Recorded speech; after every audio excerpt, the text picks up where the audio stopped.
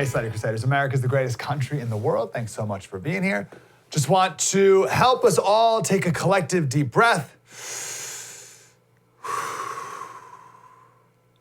Trump will win. Don't stress. The last few weeks. Now, listen, someone's going to send me an email and be like, oh, Slater, if you say that, then Trump people won't vote. Go vote, of course. Your voting or not is not determined, is not based off of your emotion, your feelings. Go vote. Of course, you're going to go vote. Whether you think he's going to win or lose, you're going to go vote. Vote, vote, vote, vote, vote. You. No one else should vote. People who don't know what they're doing shouldn't vote. You should. But don't worry, he's going to win. These last few weeks, I will admit, I fell for the lamestream media saying that he's doomed. No one in their right mind, no one in their right non-racist mind could ever vote for such a monster. But a couple things I realized the other day. First, no one knows for sure. So you might as well make up whatever prediction makes you happiest for the next 14 days. Right? If you think he's going to lose and that makes you mad or sad, then just stop thinking that.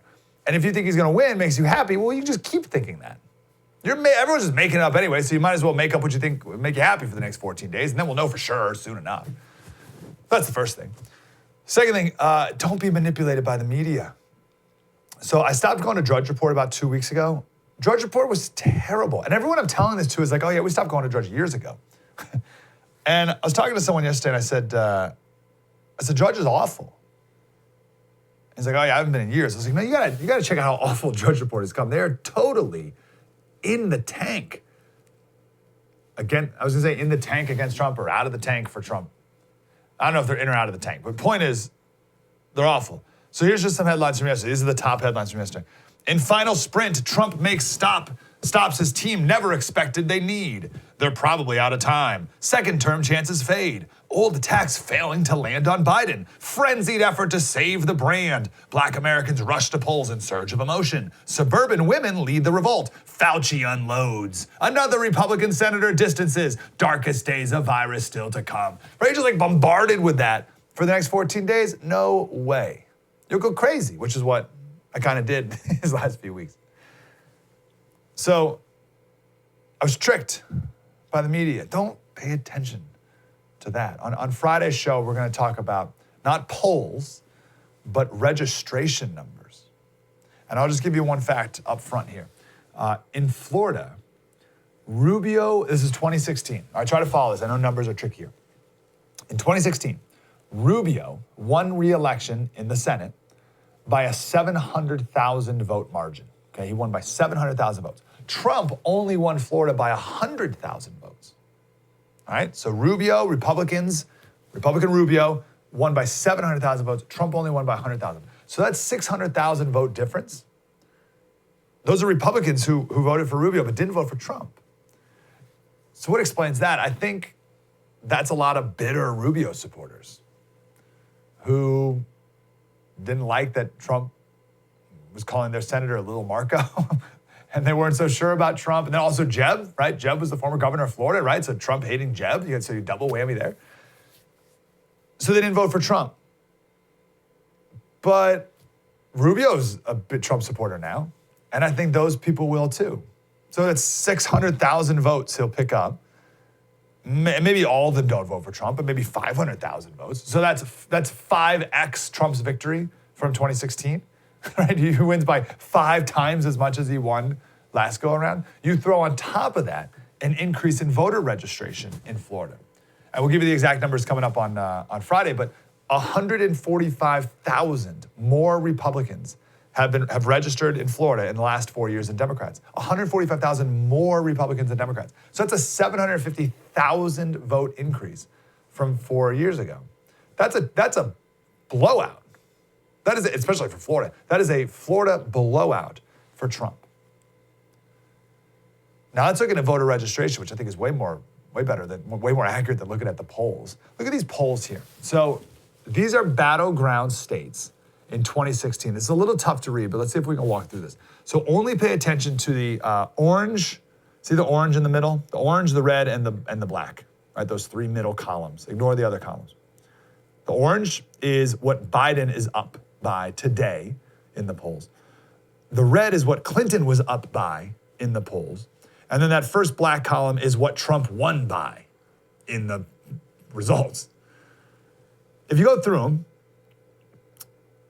Biden was up 7 in Pennsylvania today. 4 years ago, Clinton was up 6.8. Trump ended up winning by about 1. Florida, Biden is up 3.7 points. 4 years ago, Clinton was up 3.6. About the exact same. Trump won by 1.2. And you go down the same for Wisconsin. Michigan, North Carolina, and Arizona. These are all states that Clinton was up in, I guess, except for Arizona. But he still outperformed the poll. But these are all states that Clinton was up by a lot. Trump ended up winning. And Biden is tracking the exact same. So he's doing the same or better than he was in 2016. And I think that's how that's going to work out with these additional voters that did not vote for him in 2016 for perhaps justifiable reasons at the time and are going to vote for him this go around. And anyone else, I don't think has really changed their mind, right? People who voted for him, who did vote for him in 2016, I don't think there's many people who are not going to this go around. The shy Trump voter is a very real thing. And not only was it a thing in 2016, it's even more so a thing this go around because the stakes are higher personally, right? In 2016, I got this all the time. This is when I knew Trump was going to win. I'll never forget. It was one time in particular. Some guy came up to me. We were at some event or something, and he goes, "Slater, who do you think's going to win?" Now, when people ask me that, they don't really care who I think. They want to tell me who they think is going to win. So I said, "Well, who do you think is going to win?" And he goes, "I really like Trump." And as soon as that happened, I thought, "Oh, Trump's going to win," because everyone's just scared to say it, but they really do support him. So that was then. That was 2016. It was like maybe like a little bit of embarrassment or whatever. Today it's, "Oh, I can't say out loud. I can't tell. I could lose my livelihood. I could lose my job, my business. I could lose everything if it comes out that I support Trump. People will lead all these boycotts against my business. The price is too high publicly." Does that make sense? 4 years ago, it was like maybe a little bit of embarrassment. Today, it's, "Oh, I don't want to be attacked. I don't want my business to be burned down." So no way are people going to say that they support Trump out loud. So the shy Trump voter, Cloud Research, they looked into how truthful people are when they answer presidential polls. So to figure that out, they could have just asked people who they support, and then I guess the follow-up question is, "Did you just lie to us?" But that wouldn't work. So this is what they did. They asked the question, "Are you comfortable in truthfully disclosing the presidential candidate that you intend to vote for in a telephone poll?" That was the question. Are you comfortable? 5.4% of Democrats said they're reluctant, but 11.7% of Republicans said they're not comfortable and they would not report their true opinion, and 10.5% of independents. And I have to imagine that those independents, most of them are probably going to vote for Trump anyway. Because who would be afraid to say you vote for Biden? I'll pause that conversation there. This is something we're going to talk about on Friday, the shy Trump voter. So we'll talk more about it then. But it's a real thing, and I only see Trump performing even better than he did in 2016 in these battleground states. One other interesting thing from this survey in particular, changing topics a little bit, is they found that most people don't blame the president for COVID. And we got a quote here. This is, you guys got that headline here? This is MSNBC headline. This is March 30th. March 30th, right? So you got to go back and how are we feeling in March 30th? What were our worries, et cetera? And Dr. Burke says she's very worried about every city in the United States, projects 100 to 200,000 American deaths as a best case scenario. 2.2 million is a worst case scenario if the country does nothing. But even, quote, if we do things almost perfectly, she still predicts up to 200,000 deaths. That's if we do things perfectly. We're just over 200,000 right now. I guess Trump did things perfectly then, huh? I think voters are smart enough to say, geez, things were going better than ever before this virus from China, as the president hopefully says many times on Thursday's debate. But most voters will be able to say things were way, way better. Things were great, better than ever. And what more really could Biden have done? you know? So let's get a vaccine and let's get back on with our lives already. And I think the media has been overplaying their hand on this. I think we talked about this yesterday, maybe we did, but we talked about Savannah Guthrie from Thursday's town hall and how she wasn't just gonna get the president to condemn white supremacy for the 1,000th time, right? And after he did 10 times, she said, okay, but what about QAnon? What about the satanic cult that thinks Democrats are pedophiles and you're their savior? Will you disavow them too? And I think regular people were watching that thinking, wait, hold on. What kind of setup is this? I think she overplayed her hand. And most people caught onto it with the QAnon question, because no one knows what QAnon is. And this was a week after they brought up the Proud Boys. No one knows who the Proud Boys are. And no one knows what QAnon is. And the media is trying to pin it on him. I think people picked up on it at that moment. And I think it's the same with the media trying to put all 200,000 deaths on Trump's back. Blood on your hands. They've played that so hard. And I think most people are pretty sensible about it. And they're like, all right, hold on. It can't be all his fault. And really, what would you have done differently, Biden?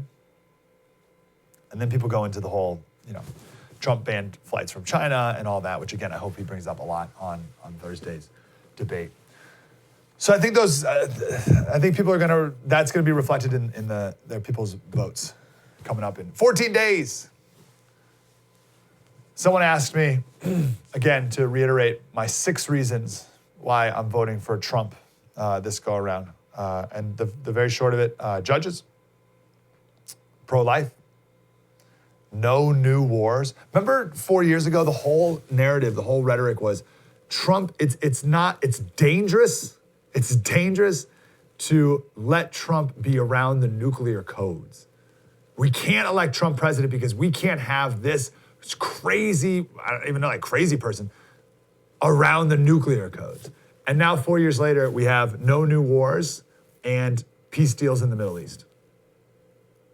So judges, pro-life, no new wars, the Middle East peace strategy is number 4, lower taxes and an adversarial view towards China, which I think is a good thing to have. Those are my 6 reasons. And no one's yet given me a reason to not support Trump that doesn't boil down to the reason why he's not my pastor or my kid's babysitter.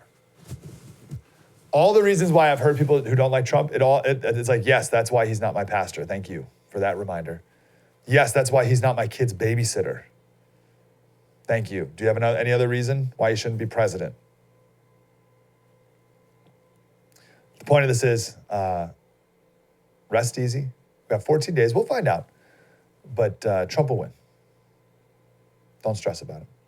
Vote, but don't stress. Now, whether he wins or not, truly, own gold. Own gold. It's safety.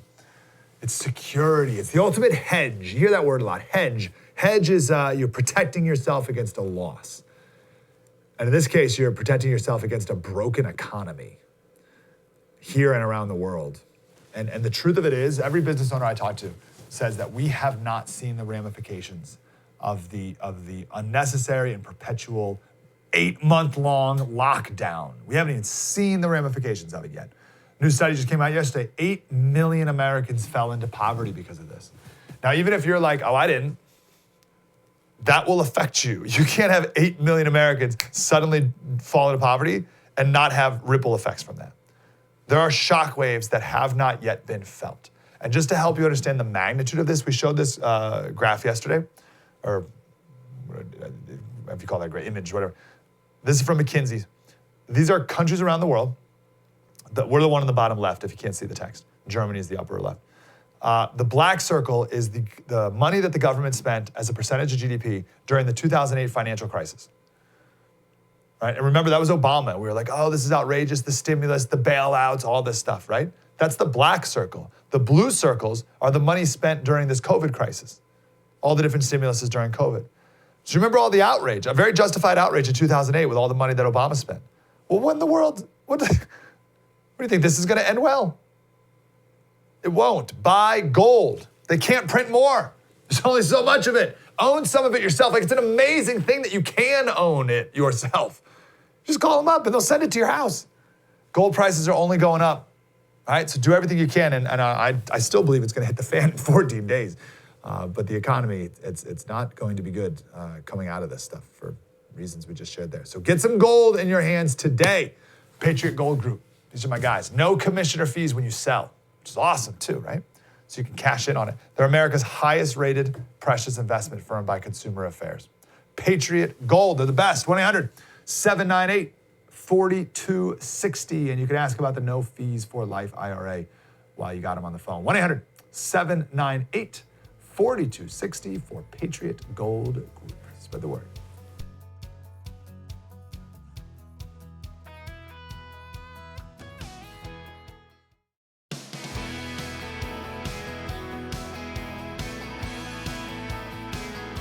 Hey, Slater Crusaders, did you see this video here? This is, I'm bad at numbers, but like tens of thousands of people at the Women's March in DC. I first saw this and I thought that was from like a couple of years ago. And then I saw that was just like the other day, this weekend. I thought, hold on, you're telling me they can still pull this off? They can still do this where COVID, we're told, is the worst thing in the planet. Trump can't even have a rally at the airport. It's so dangerous. But tens of thousands of progressives can gather for a women's march and no problem whatsoever? You kidding me? We're still doing this. I still think they can pull this off.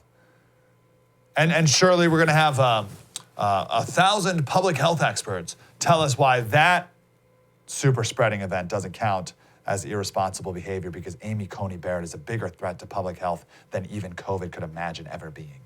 You kidding me? Funerals were banned and family members left alone to die. But women's marches are allowed, no problem. People see right through that. Rob Henderson had amazing insight to this. He said, years ago, someone told him that sometimes protests are not public challenges to power. They're public expressions of power. It took me a couple times before I got that. Let me say it again. So sometimes protests are not public challenges to power. They're public expressions of power. That's stinking brilliant. So we look at protests today, and I think we always kind of channel it and filter it through the civil rights movement, right? Every protest we think of as like in the same spirit and vein and principle as the civil rights marches of the 60s, right? Every protest is a Martin Luther King Jr. peaceful protest, civil disobedience, nonviolent march across the Edmund Pettus Bridge. And we think every protest today, and every protester thinks that every protest that they're a part of fits into that mold. Because they think they're protesting against those in power, but they're not. The people protesting are the power. They're not protesting power. The protests today are expressions of power. Give me an example. I want you to imagine what you think the street corner where George Floyd was killed in Minneapolis looks like today. What do you think it looks like, right? George Floyd, killed, right? You get the thing. What do you think that street corner looks like right now? So I would imagine, it's just been months, so it's just like any other street corner. You drive by, drive through, and I don't know, maybe there's like a sign or something. First of all, you can't drive there. All the streets around it are blocked off. Now, they're not like officially blocked off. I think we have a picture here of one of the barricades. They're just piles of wood that people put the wood in garbage. And I love that barricade too. Walk your bikes, no police, and then just the F word. Right? That's a beautifully symbolic metaphor for the whole thing. Walk your bikes, no police, F word. So you can't drive there. You can walk to what's called George Square. And in the middle of the intersection, is this, shrine? It's an idol. I saw that Like, that's golden calf stuff. That's some Old Testament stuff going on right there. That's a 15-foot tall fist. That's the Black Lives Matter fist in the middle of George Square. And it says something like, what's it say in the middle? Like, this is our collective PTSD. That is a golden calf in the middle of the square. John Davison was there on Monday from the Federalist. Now, he was informed that he needed to be respectful because this was Monday and that was Indigenous Peoples Day.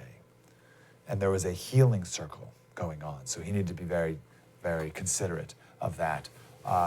The gas station, we have the picture of the gas station, it's abandoned. It's piled high with firewood for the people experiencing homelessness who have camped out there ever since. Every window is boarded up and every board has spray paint on it, some swear word usually, all done in the name of justice, of course. Here's John Davison. He said the scene recalls nothing so much as the shrines that you may see in Mexico or Central America to Catholic saints or the Blessed Mother or honored dead, with the one crucial difference here that the shrine is marked not by reverence, but by simmering rage.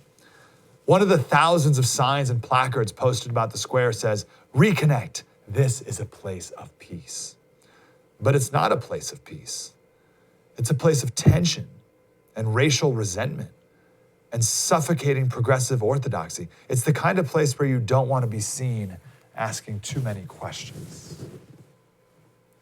And the whole article he writes in the Federalist is about how depressing Minneapolis has become because of the 1-2 punch from COVID and then the riots after that. I felt the same, by the way. Down to San Diego, I went to a wedding this weekend, downtown in our Balboa Park. It's like our Central Park of New York City. And it was disgusting. I've been there a million times. I've never seen anything like it. It smelled, it was dirty, it felt dangerous. It was sad. We had a text chain going with friends who were going to the wedding. And one of the guys texted that it's like a third world country downtown San Diego. And I was at the wedding, I was talking to one of my friends. I said, "Hey, were you the one who sent the text to the group that said downtown's like a third world country?" And he said, "No, that wasn't me. But my Uber driver today is from Somalia, and he said it reminds him of home. Home, Somalia. Downtown San Diego reminds him of Somalia." My point is, these protesters and rioters, they're not protesting and rioting because they're fighting against those who are in charge. They're protesting and rioting to show that they are in charge. They can just shut down streets for months. It's one thing to march down the middle of the street and shut it down, and then the police comment. But they just shut down like a whole section of Minneapolis. With their just garbage piled high, people abandoning their buildings and their stores. And we just let them. What, do you think they're protesting who's in charge? No way, they're the ones, they are in charge. And we let them. And I'm sick of letting them. And that's another reason why I think Trump's gonna win. I think people are sick of letting them win, letting them be in charge. I don't know, maybe that we could talk about this another day, but maybe there's like a natural balancing that goes on in ourselves and in our country. Like we as humans, we like homeostasis.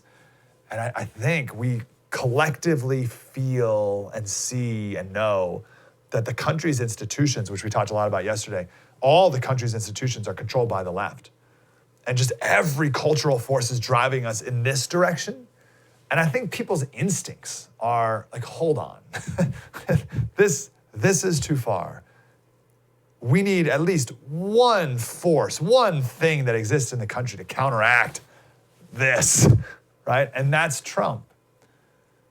And the left hates that conservatives have one thing. But maybe more people hate that the left controls all the other things. And I think that's a tiebreaker for people to end up voting for Trump. I'll give you one last example of institutional power here.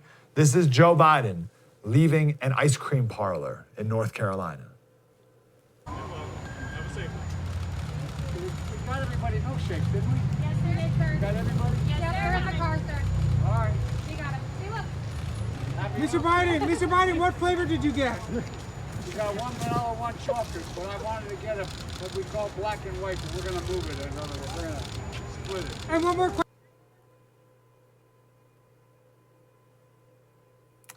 That is power. To be in the midst of a major scandal while running for the president of the United States, 14 days away from the election, and you see the media, and that media urgently and frantically asks you what flavor of ice cream you have. That is a power that has only in the past been reserved for kings and Democrats. There's another institutional force, our schools.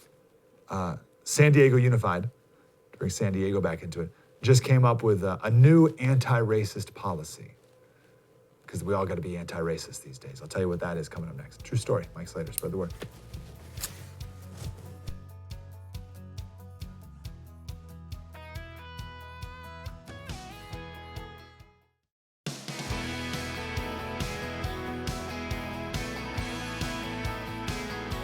Hey, Slater Crusaders, our exclamation point on this point that the left controls every single institution in America. It's obvious that higher education is the case, but it's K through 12, and it's K through 12 as well. I'm going to spend a little less time moving forward on the irredeemable public school system. It can't be saved. It can't be reworked. It's over. It's a lost cause. Run. Have nothing to do with it anymore. It's over. Save yourselves. Now, I applaud the people running for school board. That's great, because you're trying to help as many other kids as possible in the midst of it's all a giant failure. But for your own kids, you can't fix it by being in it. Get out of it. And I'll just give you the latest example from yesterday. All right, this is San Diego, where I live. You see the headline here. This is the vice president of the school board. This is a part of our honest reckoning as a school district.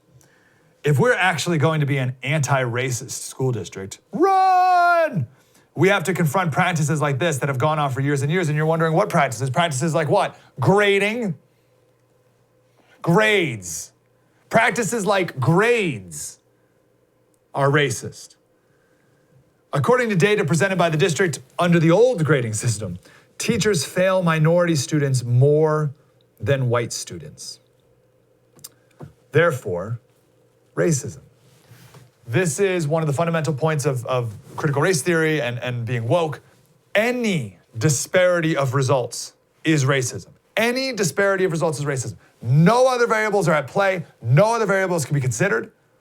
We're supposed to ignore every other possible thing that could result in different outcomes. Cannot be considered whatsoever. It is racism, period. The example we always give, because it's the clearest and most absurd example, San Francisco subway, it's illegal to jump the turnstiles, but a greater percentage of black people jump the turnstiles than white people. Therefore, that law is racist, and now in San Francisco, it's no longer a law. You can jump the turnstiles, no problem. Make sense? Of course it doesn't make sense, but do you get where they're coming from here? So we have greater number of minority kids are being failed, therefore grades are racist. We got to get rid of them. 23% of failing grades went to Native Americans. That's a funny expression too. This article, this NBC, local NBC in San Diego article, they say here, 23% of failing grades went to Hispanics. That's a funny term, right? Like as if grades are just randomly scattered about and they just went to. Or even not even randomly scattered about, but like dictated by the white supremacist teachers, right? And the white teachers decided to give them to different kids based on their rights. The grades went to, as opposed to these are the grades that the kids earned. 20% of the failing grades went to black students. By comparison, just 7% of failing marks went to white students. So grading is racist. Do away with it. This was unanimously approved, by the way, by the unified board. Teachers can no longer consider non-material factors when grading. Things like turning work in on time and classroom behavior will instead count towards a student's citizenship grade, not their academic grade. We could go on. The point is, it's not just grading, right? It's not just grading. Unanimously, the decision from the school board, and your school board too, sooner or later, is to be anti-racist. That's a huge umbrella of things, right? So my oldest son is 4. He just turned 4. And coming up here soon, we're going to apply for him to go to a private school for like junior kindergarten, they call it, next year. It'd be next spring or next fall, but the application process right now. And I read the statement of faith for this school that we want Jack to go to. I was gonna say it's shocking. It's not shocking because I know this school, but I was blown away by its depth. It is theologically sound. It's bold. And I read it and it gave me an overwhelming joy and peace, knowing that hopefully my kids will be growing in such an environment. And at the exact same time, like a half a second later, after that joy and peace, a half a second later, it made me mourn for the kids who are stuck in the public school system. I say they're stuck, they're not really stuck, that's the thing. It made me mourn for the kids whose parents think they're stuck. Because you're not really stuck. You have plenty of options if you want them. And I was talking to a neighbor about this the other day, and I was telling him about this amazing school. And he's like, yeah, I'm just gonna send my kids to the local elementary schools down the street because it's one of the good schools. That's what he said, it's one of the good schools. It's a good school. It's a blue ribbon school. He said it's a blue ribbon school. And I want to make this distinction very clear. The elementary school down the street, or the school down the street for you that's labeled as a good school because the kids can read and do math pretty well or better than average. They're also getting all of this anti-racist teaching and gender ideology and transgenderism teaching in elementary school. They're also getting everything else that comes with this anti-racing philosophy, teaching that we're a white supremacist nation and we're racist to our core and things haven't improved since 1865, as we talked about on my radio show. A tenured Harvard black professor said things have not improved for black people in America since 1865. He's a tenured professor at Harvard University, and things have not gotten better for black people in America. So a good school, a good public school, is defined as a school where kids can read and write better than average. And it's not because of the school, as much as because the kids are in higher income families and their parents probably have a good education and put a greater value on education, and therefore they can read, right? But what they're learning is still the problem, right? Make sense? Yeah, they're good at reading, but what are they reading? Well, they're a blue ribbon school at reading, but what are they reading? Because they're still a part of the entire California or school district or wherever woke school district your kids are a part of. I would argue it's still a terrible place to send your kids. My analogy I use all the time is you would never send your kids to a soccer camp for the summer where the coaches tell your kids how terrible and awful and racist soccer is, and you should never play soccer, and instead you should burn the Walgreens to the ground. Like, you would never do that. So why would you send your kids to a school that teaches your kids to hate America? You have to send your kids to a place that shares your parenting philosophy and shares your worldview. Dare I even say your religious perspective of the world and of life. They exist, find them, and don't worry about money. These places have financial aid, they have scholarships. Don't not look because you think you can't afford it. That's my only point here. Don't be like, oh, I'd love to send them to private school, but I don't have the money for it, so I'm just gonna drop them off at this place every day for the rest of their life. No. Ask, go to the private school and say, here's how much money I make. I don't think I can afford this. What can you do? See what they can do. Don't not look because you don't think you can afford it. I got 1 minute. A mom called in. She listened into her 9-year-old's class. And they were teaching about how all the different groups in American history who haven't been allowed to vote. Women, minorities, et cetera, right? And that was the lesson. And this 9-year-old girl left the lesson feeling like sad and depressed and hopeless because America's an oppressive nation. And the mom sat her down and said, honey, let's learn about perspective. It was 100 years ago when women couldn't vote. And kids don't have a perspective of 100 years, right? So she said, oh, honey, it was my great-great-great-great-grandmother who couldn't vote. You can vote. I can vote. Things have gotten better. And then she talked about perspective around the world and about how no women around the world could vote at the time and how America was a part of the charge of changing that. And she said her daughter, I just had this phone conversation yesterday, she said her daughter just left from that empowered and hopeful and grateful.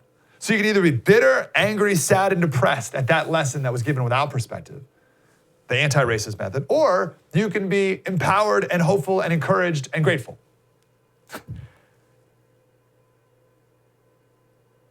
If you must send your kids to a public school, don't trust them.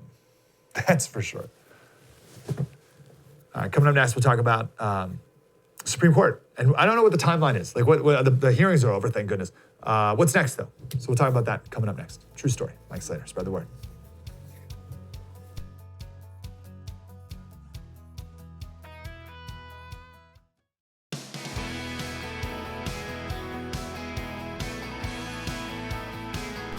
Hey, Slater Crusaders. So there's a lot going on, and I don't want to overlook the fact that we're still in the process of voting and consenting on the Supreme Court nominee. Like, that's an incredible deal. So let's not overlook that. Let's take a little time here to talk to Erin Hawley. She is the Senior Legal Fellow at the Independent Women's Law Center and also at the Kinder Center for Constitutional Democracy. Ms. Hawley, how are you today? Great. Thanks for having me. My pleasure. Good to talk to you. So let's talk timelines first. So we wrapped up the hearing. Thankfully, It was only like 3 days or so. What happened after the public hearing? What were the steps that have already happened that we didn't really hear about? So basically, I think it's scheduling. So Chairman Lindsey Graham is responsible for scheduling in the Judiciary Committee.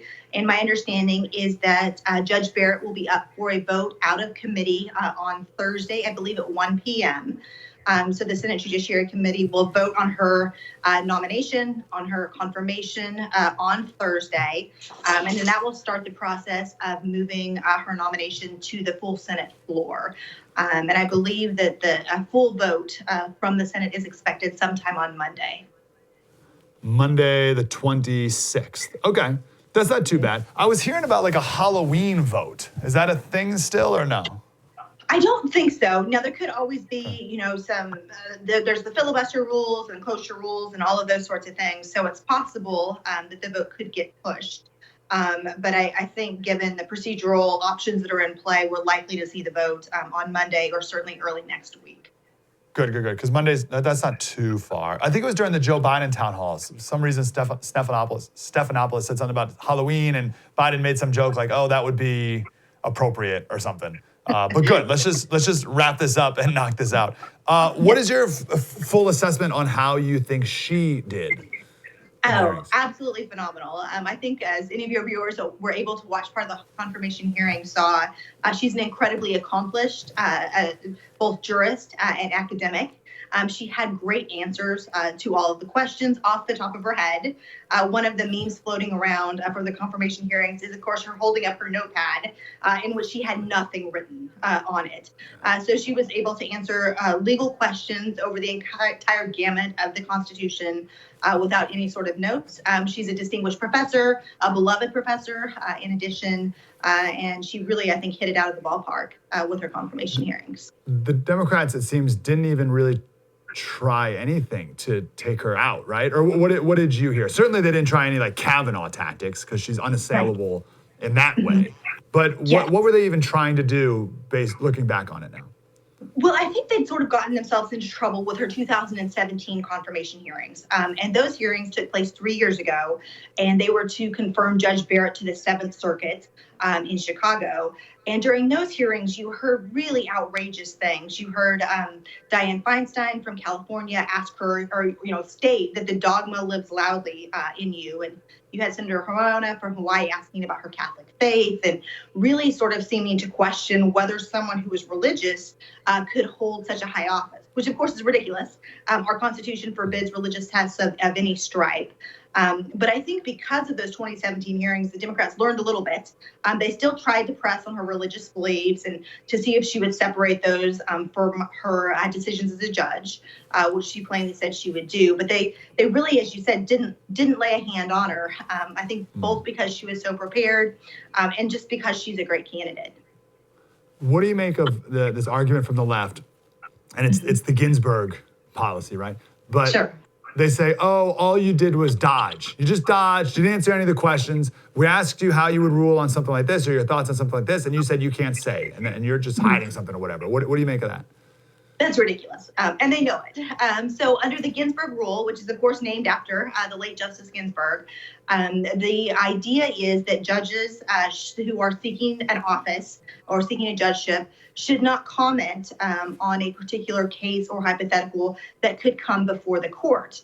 And the reason is that we want an independent judiciary. We don't want a judge who makes pledges or commitments. To do so would violate their duty of impartiality. And so since Justice Ginsburg, every nominee for the Supreme Court has invoked this rule. Justice Kagan said time and again she couldn't grade a case. She couldn't give it a thumbs up or a thumbs down because that would be opining too much and sort of jeopardizing her impartiality.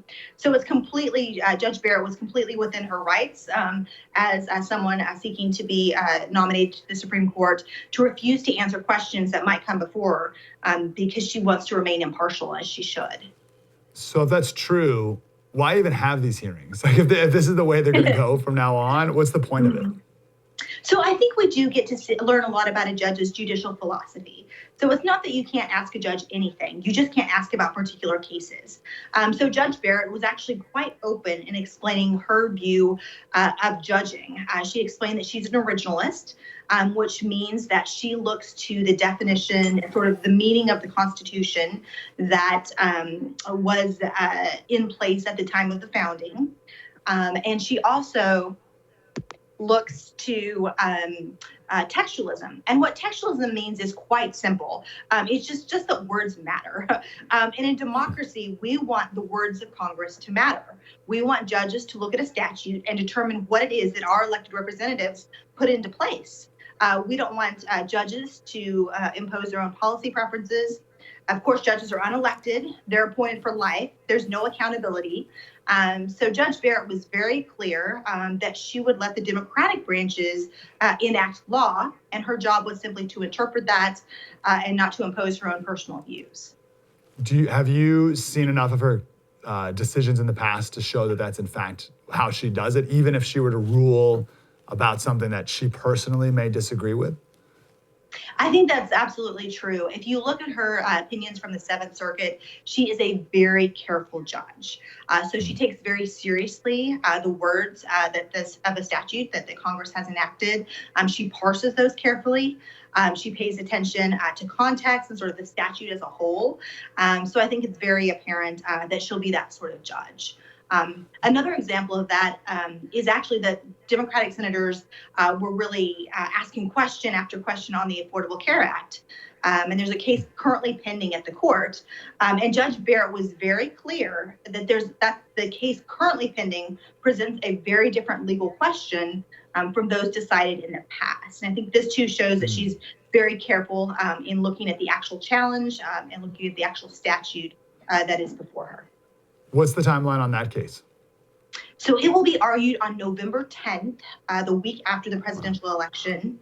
And assuming that Judge Barrett is confirmed next week sometime, she will sit on that case. Wow, amazing. Getting right to work. And then what's the timeline on when these cases are decided?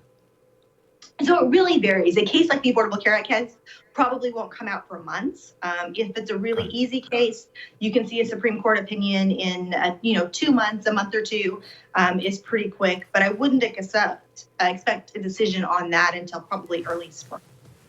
Okay, so it's a long time. I think I'm so fascinated by the Supreme Court and how these 9 people interact with each other behind the scenes. And do you have any insight into what their relationships are like and how they talk about things together? I mean, I'm totally making this up, but I imagine them like sitting together from time to time and just musing and pontificating and going back and forth, or maybe they don't, maybe they never talk to each other. So my question is, do you have any insight into that? And how do you think Amy Barrett will fit into that small group? Sure. Great questions. Well, I served on the Supreme Court for Chief Justice Roberts in October term 2007, so a while back. But I can tell you that the justices are all very collegial. As your viewers no doubt know, Justices Ginsburg and Scalia were actually fantastic friends. So they really respected one another's intellect. They enjoyed one another's company. They went on trips together. They performed an opera together.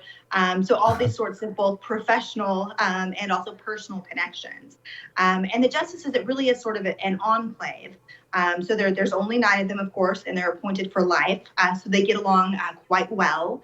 And they do sort of discuss cases. It's different than in the early days of the court. If you think back to Chief Justice Marshall, all of the justices actually lived in a boarding house together.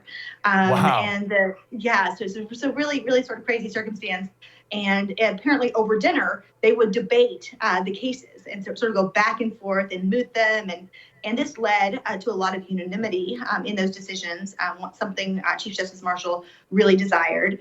Today, you probably don't have that level of back and forth. Most of the back and forth takes place through the opinion writing process. But that does, you'll have an opinion that's circulated, and then each justice has an opportunity to add to that opinion, to make comments, to suggest changes, and then there's often a dissent that will say, I think you're wrong for these reasons, and the majority opinion will respond to that. So there's that back and forth process. That's pretty good. I still like to imagine them in like a mahogany library sitting by the fire and leather chairs kind of going back and forth. So I'll still imagine either way. We got to run, Aaron, but real quick, are you impressed with the president and his 3 justices and what he's been able to do for 4 years here? Absolutely. The president, he was the first president to put forward a list of judges before the presidential election, and he had promised to appoint pro-constitution judges, and he's done a phenomenal job of doing that. So I think Justice Barrett will be a very, very, very good addition to the Supreme Court, and excited to see her confirmed next week. Super impressive. Aaron Hawley, Senior Legal Fellow at the Independent Women's Law Center. Thanks, Aaron. Wonderful to talk to you. And great to talk to you. Thanks. Thank you. And that's the end of our show. True story. Mike Slater. We'll do it again tomorrow. Spread the word.